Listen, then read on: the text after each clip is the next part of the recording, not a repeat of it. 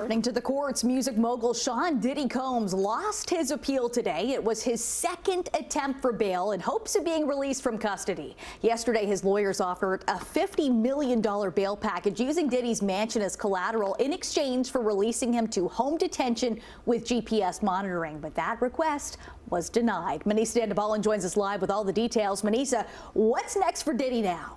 Nicole, it looks like Diddy will have to continue staying at the detention center in Brooklyn, which seems to be known for its horrific conditions and violence. It has also been home to a number of high-profile inmates, including R. Kelly and Ghislaine Maxwell. This case is what many are talking about today. Let's take a look. We respectfully disagreed with the ruling, and that's why we're bringing it to the district judge who's assigned to the case this afternoon. Those were the words from Sean "Diddy" Combs' lawyer this afternoon, ahead of the appeal hearing. But the judge's decision didn't work out in their favor. Bail is not appropriate when someone's a risk of flight or a danger to the community. Diddy has unlimited means and access to private jets.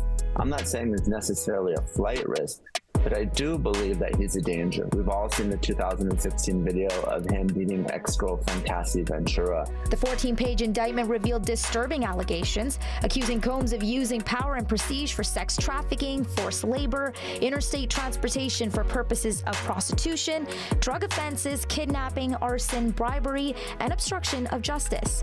Attorneys, including one representing another Combs accuser in a civil suit, says the primary argument to deny bail was prosecutors accusing him of intimidating or pressuring witnesses. The day we filed our lawsuit, the 4 days following, had contacted one of the witnesses mentioned in our lawsuit, had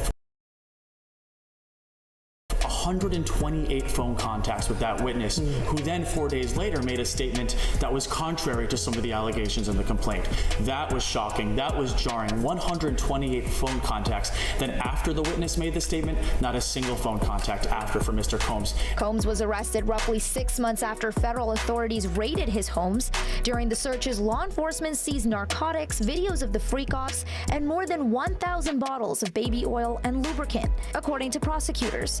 They said agents also seized firearms and ammunition, including 3 AR-15s with defaced serial numbers. The salacious allegations of the freak-offs, days of drug-filled sex orgies, IVs that had to be administered after they finished, and of course, 1,000 bottles of baby oil. I think that's something that no one anticipated reading in any type of criminal charging document.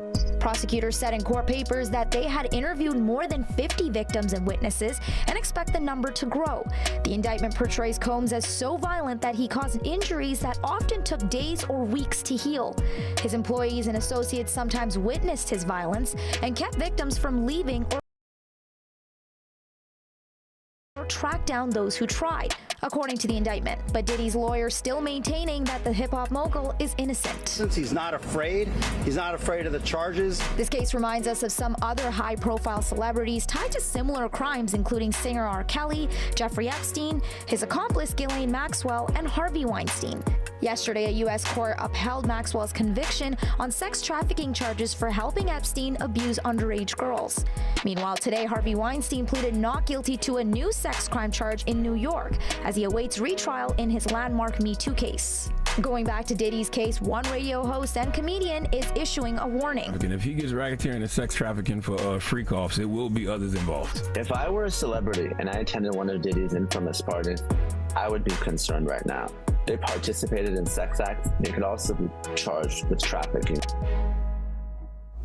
Nicole, experts say racketeering has the highest potential sentence. A conviction on every charge in the indictment would require a mandatory 15 years in prison, with the possibility of a life sentence. But it's important to note that no one typically gets the maximum sentence.